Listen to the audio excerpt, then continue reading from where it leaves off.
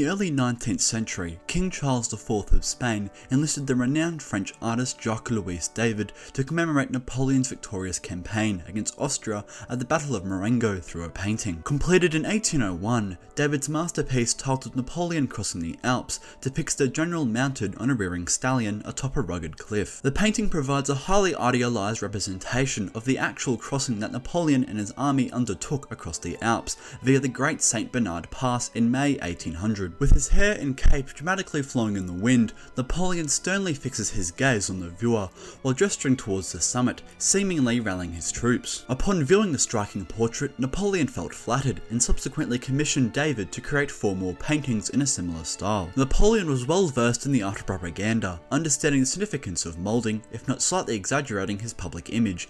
As emperor, he censored the French press and dictated his life story during exile as part of his efforts to manage his reputation. However, there was one persistent element of his legacy that remained beyond his control: the widespread rumour that he was short. This rumour proliferated during his lifetime and endured for centuries after his death. In the 21st century, while people may not pinpoint the exact reasons for Napoleon's importance, they often remember the prevailing notion that he was of short stature. But really, was Napoleon that short? Among his many nicknames, Napoleon was called Le Petit Caporal, but the nickname, translated as the Little Corporal, was not meant as a reflection of his stature. Instead, it served as an affectionate term bestowed by his soldiers. In fact, various French paintings from that era, including Jacques-Louis David's equestrian portrait, imply that the general was not of short stature, but rather of average height. In Napoleon Crossing the Alps, he appears to be in proportion to his horse, yet the absence of other human figures nearby makes it challenging for viewers to establish a reference point. David's additional portraits of Napoleon provide limited opportunities for comparison as well. In the Coronation of Napoleon, the elevated platform where Napoleon crowned his wife lacks a direct comparison with other figures. Alongside this, the Emperor Napoleon in the study at the Tuileries portrays Napoleon standing alone at a desk,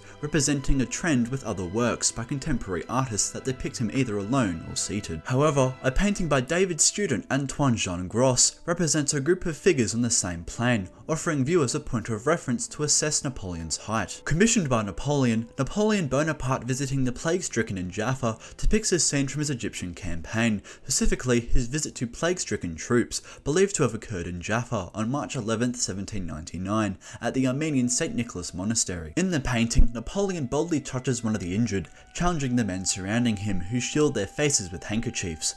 The portrayal not only highlights his heroism, but also presents him as an average figure, with the men nearby appearing to be of similar height. However, the English, fueled by their enduring animosity towards the French, were less magnanimous and routinely portrayed Napoleon as pocket-sized. In 1803, the renowned cartoonist James Gillray introduced the character of Little Boney, depicting a childlike Napoleon. Initially emphasizing petulance, in Manic Ravings or Little Boney in a Strong Fit, Gillray illustrated Napoleon throwing a childlike tantrum, overturning furniture, lamenting the British nation and London newspapers, and exclaiming, "Oh, oh, oh, revenge, revenge." Gillray later underscored his portrayal of juvenility by accentuating smallness, presenting Napoleon wearing oversized boots. In The Empress's Wish or Boney Puzzled by another cartoonist, the Scottish Isaac Cruikshank, a disgruntled Napoleon is depicted at approximately half the height of his wife and troops. This portrayal of diminutive Bonaparte became the standard representation of the emperor in English newspapers. Although it's challenging to determine if and why the British popularised the notion of a short Napoleon,